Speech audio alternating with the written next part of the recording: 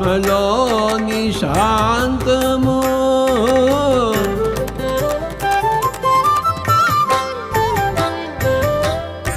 ఆత్మలోని అభయము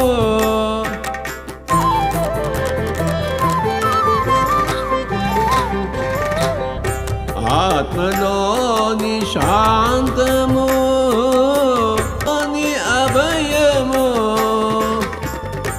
ఆత్మలోని శాంతము. అందరికీ నమస్కారం అండి.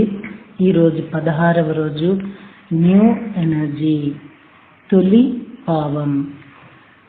డి రేవతీదేవి గారు మనకు అందవలసిన జ్ఞానాన్ని అపురూపంగా అందించిన వారికి కృతజ్ఞతలు తెలియజేసుకుంటున్నాము.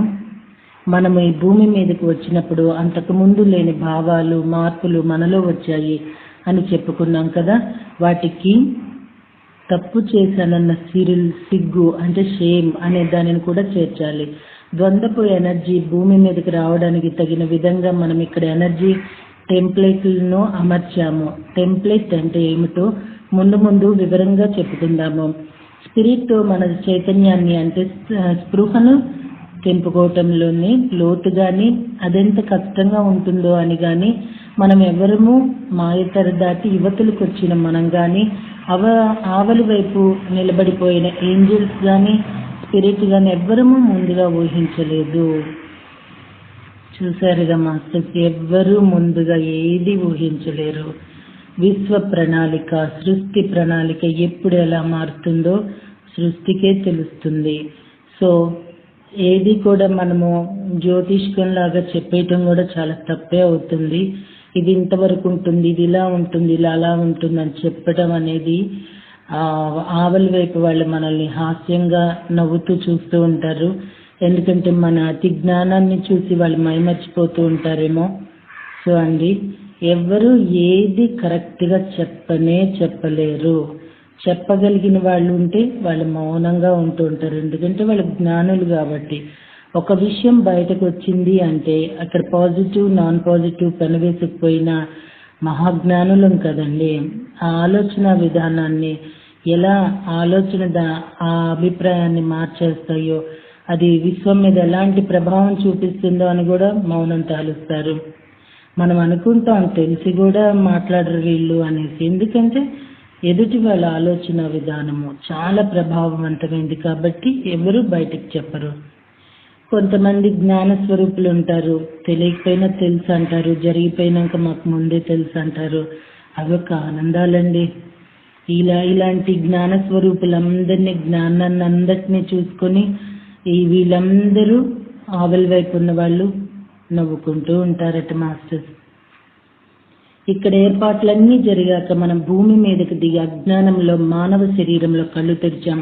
స్పిరిట్ నుంచి లింక్, జాగ్రత్త అవస్థలు తెగిపోయింది మనకు. ఎప్పుడైతే స్పిరిట్తో మనకు కనెక్షన్ అయిపోయిందని అనిపించిందో మనలో సిగ్గు అనే భావన విపరీతంగా ఏర్పడింది. అది అవమానంతో కూడుకున్న సిగ్గు, ఏదో తప్పు చేశామన్న భావన. ఈ భావన మొదటిసారిగా అగ్నిగోడ దాటుతుండగా కలిగింది. భూమి మీదకి రావడంతో ఈ భావన మరింత తీవ్రమైంది. ఇది ద్వంద్వత్వానికి ఉన్న ఒకనొక ముఖ్య లక్షణం. ఇదే మనకున్న ఒరిజినల్ సీన్ లేదా తొలి పాపం. అంటే మనలో గిల్టీ ఫీలింగ్ కలిగిందన్నమాట. అప్పటి నుంచి ఆ భావన మనలో అలా ఉండిపోయింది. మన చర్చిలు, మతాలు దాని మీద కథలల్లాలు మనుషుల్ని శక్తిహీనుల్ని చేయడానికి దాన్ని ఉపయోగించారు. తిరిగి స్పిరిట్ దగ్గరికి వెళ్ళాలంటే మనం కాళ్ళ మీద, చేతుల మీద పాక్కుంటూ పోవాలని బోధించారు. మనం ఇక్కడికి వచ్చినప్పటి నుంచి భూమిపై మానవ జన్మ తీసుకున్న ఆత్మ మీద ఏర్పడిన ఎనర్జీ ముద్రే ఈ షేమ్ లేదా సిగ్గు అనేది. ప్రజ్ఞాత్మ, అంశాత్మ గురించి ఇప్పుడు చెప్తున్నారండి. మనము భూమి మీదకి వచ్చిన వైనాన్ని టొబియస్ ఒక ఘట్టంగా చెప్పాడు. కథగా చెప్తే మనకు తేలిగ్గా అర్థమవుతుంది కదా. మరి భూమి మీద అనుభవాన్ని పొందాలన్న ఆలోచన ఆత్మకు కలిగింది. తనలో నుంచి ఒక అంశాత్మను సృష్టించింది. ఆ అంశాత్మే మనం. ఆ ఆత్మే మన ప్రజ్ఞాత్మ. మన ప్రజ్ఞాత్మ ఎదుట 3 దారులున్నాయి. ఆ 3 దారుల గురించి మనకు చెప్పింది మన ప్రజ్ఞాత్మ. నేరుగా వెళ్లే దారి భూమికి వెళుతుంది. అక్కడ జీవితం కష్టంగా ఉంటుంది. కుడి ఎడమలకు వెళ్లే 2 మార్గాలు ఇతర పరిధులకు తీసుకుపోతాయి. అక్కడి జన్మలు సుఖంగానే సాగుతాయి. మనకిష్టం వచ్చిన మార్గాన వెళ్ళి జన్మ తీసుకోవచ్చు. బలవంత పెట్టడం అనేది ఎక్కడా లేదు. భూలోకం చాలా కఠినమైన రూల్స్ ఉన్న మిలిటరీ స్కూల్ లాంటిది. అక్కడ బతకటం చాలా కష్టం. అయితే ఆ కష్టానికి మనం విరవకుండా ఉంటే మాత్రం అంత కష్టానికి తగినట్లు ఎంతో జ్ఞానం, అనుభవం వస్తాయి. ఇతర డైమెన్షన్లో ఒక జన్మలో 1-2 విషయాలను మాత్రమే నేర్చుకుంటారు. కానీ భూమి మీద ఒకే జన్మలో అనేక విషయాలు నేర్చుకుంటారు. అయితే ఎక్కడా లేని ఒక విలక్షణమైన లక్షణం భూమి మీద ఉన్నది. అదేమిటంటే ఆత్మ తనకున్న శక్తుల్ని, తనలోని పరమాత్మ ఎరుకను పక్కన పెట్టి భూమి మీద జన్మించాలి. కఠోరమైన దీక్షగా జన్మలెత్తి జ్ఞానాన్ని పొందాలి. ప్రజ్ఞాత్మక కూడా భూమి కొత్తే కాబట్టి మనకు సహాయం చేయగల స్థితిలో ఉండదు. కనుక మనది ఒంటరి పోరాటమే అవుతుంది. మన సమస్యలకు పరిష్కారం మనమే వెతుక్కోవాల్సి ఉంటుంది. అందుకే చెప్తుంటారు, మీకు సమస్యలు వచ్చినప్పుడు స్పిరిట్ని కానీ మాస్టర్స్ కానీ సహాయాలు అడగండి. అవి రాలేదంటే అర్థం ఆ సమాధానం బయట ఎక్కడో లేదు, మీలోనే ఉందని. సమాధానం మనలోనే ఉండటం అంటే ఎవరి సహాయం లేకుండా ఇక మన దారి మనమే మౌనంగా వెతుక్కోవాలన్నమాట. ఇదే మాస్టర్స్ ఇప్పుడు మెయిన్. చాలా మందికి సమస్య వచ్చినప్పుడు ఏం చేయాలో తెలియక ఎవరో ఏదో చెప్తారు, ఎక్కడో ఏదో దొరుకుద్దన్న ఆరాటం తప్పించి అసలు కూర్చున్నాము ఏంటి మన నిగ్గు మనం తెలుసుకుందాము అనే పట్టుదల మానవుల్లో కనిపించడం లేదండి. ఏదో సాధించేయాలి, ఎక్కడికో వెళ్ళిపోవాలి, ఎవరో ఏదో ఇచ్చేస్తారు, మనం ఏదో పొందేయగలం.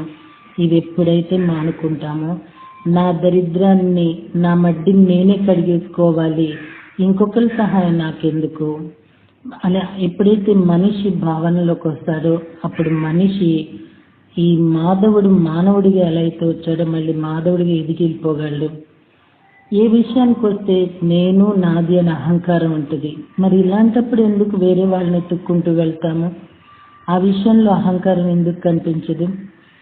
సమస్య వచ్చే వరకు కాకుండా సమస్య రాకముందే మేల్కుంటే, అంటే ఐసీయూలో పడేసే వరకు కాకుండా ముందే అక్కడి వరకు వెళ్ళకుండా ఎలా అయితే ఆరోగ్యాన్ని కాపాడుకోవాలో మనిషి కూడా అలాంటి స్థితులకి రాకుండా ముందు నుండి ప్రాక్టీస్ చేయాలి. మనము మన గ్రూప్స్లో పెట్టాము, ఉదయము 5:55 నుండి 6:06 వరకు, అలానే 3 గంటల 3 నిమిషాలు, 4 గంటల 4 నిమిషాలు సాయంత్రం, నైట్ 9:33 నుండి 9:55 వరకు కొన్ని ధ్యానాలు మనం పెట్టాము. మనం క్షమించమని అడగడము, మనల్ని మనం ప్రేమించుకోవటము, కృతజ్ఞత చెప్పుకోవటము, ఇలాంటివి మనం చేసామనుకోండి మనం ఇంప్రూవ్ అవుతాము. మనం ఫస్ట్ ఇంప్రూవ్ అయ్యి మనల్ని మనం తెలుసుకుంటేనే ఏదైనా చేయగలము. ఏదో గుడ్డెద్దు చేలో పడిపోయినట్టు వెళితే నిజంగా మనల్ని చూసి మనమే ఒకప్పటికి నవ్వుకుంటాం, పైకి వెళ్ళినాకో లేకపోతే జ్ఞానం వచ్చినాకో. So friends, first of all మనల్ని మనం తరచి చూసుకోవటం నేర్చుకోవాలి. బాగుందండి, ప్రతి ఒక్కళ్ళు ఇదే చెప్తున్నారు, అసలు ఎట్లా మేము ఎలా తరచి చూసుకోవాలి, మా సమస్యను మేము ఎలా తెలుసుకోవాలి? మరి మాస్టర్స్ని వాళ్ళందరినీ అడుగుతాము, వాళ్ళు సమాధానం ఇవ్వలేదు అంటే మేమే కడిగేసుకోవాలంటున్నారు, అది ఎలా అని మీకు అనిపిస్తే గనక సాధన ఎక్కువ చేయండి. ధ్యాన సాధన చేసి మీ ఆత్మతో మీరు మాట్లాడటం బిగించేయండి. మీరు ధ్యానంలో కూర్చున్నప్పుడు ఆత్మతో మాట్లాడండి, పని చేసుకుంటున్నప్పుడు ఆత్మతో మాట్లాడండి. అసలు ఏంటి నువ్వు చెయ్యాలి. ఫస్ట్ ప్రేమతో బ్రతిమలాడండి. కొన్ని రోజులు చూడండి, లేకపోతే ఆత్మను కూడా దులిపడేసేయండి, అప్పుడు దారికి వస్తారు. అంతే కదా, యూనివర్సల్లో ఎప్పుడైనా బతిమాలుతాము, వినరు. ఇంకా మన సత్తా ఏంటో చూపిస్తేనే కదా అక్కడ పని అయ్యేది. లైక్ వైజ్ ఓన్లీ ఏదైనా సరే మనతోనే మనం కూడుకొని ఉండాలి, మనతో మనం మాట్లాడుకోవటం నేర్చుకోవాలి, మన సమస్యను మనం తీర్చుకోగలగాలి. ఓకేనా అండి? మరి సో అండి, ఇంకా వెళ్ళిపోదామా ఈ జ్ఞానంలోకి. అందుకు గాను మన శక్తియుక్తులన్నీ వెచ్చించాలన్నమాట. కష్టాల్లో పదునెక్కినంత చక్కగా బుర్ర సుఖాల్లో పదునెక్కదు, అది విషయం. పదునెక్కదు కానండి, సుఖాల్లో కష్టాలు వచ్చినప్పుడు బుర్ర పదునెక్కదు, గజిబిజి అయిపోతూ ఉంటుంది కదా. ప్రజ్ఞాత్మ చెప్పిన ఈ విషయాలన్నీ విన్నాక మనం ఆలోచనలో పడ్డాము. ఎలాగూ జన్మ తీసుకోబోతున్నామో అది మామూలు జన్మ అయ్యే కన్నా కష్టాలతోనూ సరికొత్త జ్ఞానంతో కూడుకున్న మానవ జన్మ అయితే వచ్చినందుకు మనకు ఘనంగా ఉంటుంది. కష్టమైంది సాధించటమే కదా గొప్పదనం. అందువల్ల మనం భూమి మీదకి రావాలని కోరుకున్నాము, వచ్చాము. ఒక అమ్మాయి అండి, తన జాబ్ కూడా చేస్తుంది.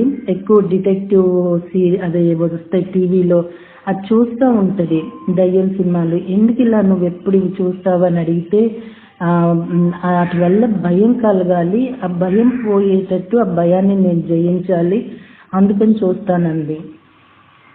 అలానేనండి ఇక్కడ కష్టము ఇదే వింటున్నాం మాస్టర్స్. న్యూ ఎనర్జీ అంటున్నాము, 5th డైమెన్షన్లోకి వెళ్తున్నాం అంటున్నాము, అంత అసెండ్ అయిపోతున్నాం అంటున్నాం. కానీ ఈ పాత భాష మాత్రం మారట్లేదండి. ఇదే నాకు అర్థం కావట్లే.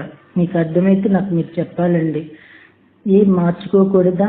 ఒక కష్టం నుండే అన్ని సాధించాలా? ఒక ఆనందం నుండి ఏది సాధించలేమా? సాధించాలి అన్న ఒక లక్ష్యంతో ఏది సాధించలేమా? ఒక బాధ, ఒక కష్టం వస్తేనే ధ్యానమా? అందుట్లో నుండే అనుభవమా? అందుట్లో నుండే అన్నీ సాధిస్తామా? ఈ వే ఆఫ్ వర్షను ఏ ఎనర్జీ వచ్చినప్పుడు మారుతుందోనండి. ఇంకా లేతే ఇదే ప్రధానమో నాకు ఎందుకో అనిపిస్తూ ఉంటుంది. కొంతమంది అంటూ ఉంటారండి, డబ్బు ఇచ్చినామనుకోండి స్నేహాలు దెబ్బతింటాయి అంటారు. ఇవి చాలా హాస్యాస్పదంగా ఉంటాయి. అంటే మన వీక్నెస్ అన్నమాట. మనం ఆ డబ్బుకి ఎంత బానిసలమో ఆ మాటను బట్టి తెలిసిపోతూ ఉంటుంది. కొన్ని పదాలు, కొన్ని మాటలు మారితే ఎంత బాగుండనిపిస్తూ ఉంటుందండి. మనల్ని ఎదుటి వాళ్ళు గిచ్చి కొట్టి తిమ్మితేనే మనం మారాలా? వాళ్ళు మన ఎదుగుదలకు కారణమా? అసలు ఆ వేలోనే ఎప్పుడు పోతూ ఉండాలి ఈ మానవళి. అలా కాకుండా మరి సాక్షిభూతం అంటున్నారు, అలా సాక్షిభూతంగా చూసి నేర్చుకోలేరా? ఎదగలేరా? ఎందుకో మాస్టర్స్ నాకు ఈ డౌట్ వస్తూ ఉంటుందండి. మరి ఇది కరెక్టేనంటారా, పైత్యం అంటారా? ఓకే అండి, ప్రజ్ఞాత్మ చెప్పిన ఈ విషయాలన్నీ విన్నాక మనం ఆలోచనలో పడ్డాము. ఎలాగో జన్మ తీసుకోబోతున్నాము, అది మామూలు జన్మ అయ్యే కన్నా కష్టాలతోనూ సరికొత్త జ్ఞానంతోనూ కూడుకున్న మానవ జన్మ అయితే వచ్చినందుకు మనకు ఘనంగా ఉంటుంది. కష్టమైంది సాధించడమే కదా గొప్పదనం. అందువల్ల మనం భూమి మీదకి రావాలనే కోరుకున్నాము, వచ్చాము. మనం ఇక్కడ గమనించవలసిన విషయం మరొకటి ఉన్నది.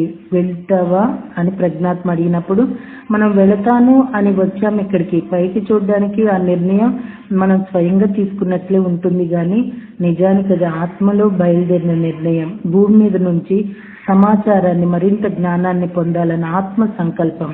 ఆ కోరికతోనే మనల్ని అంశాత్మగా సృష్టించింది.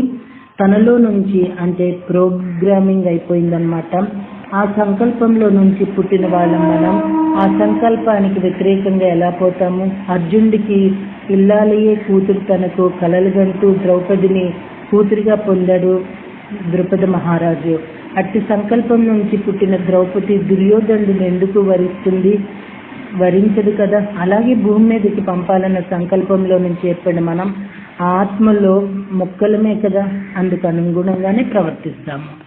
ఓకే మాస్టర్స్, మరి రేపటి జ్ఞానం కంటిన్యూషన్లో కలుద్దామండి. Thank you.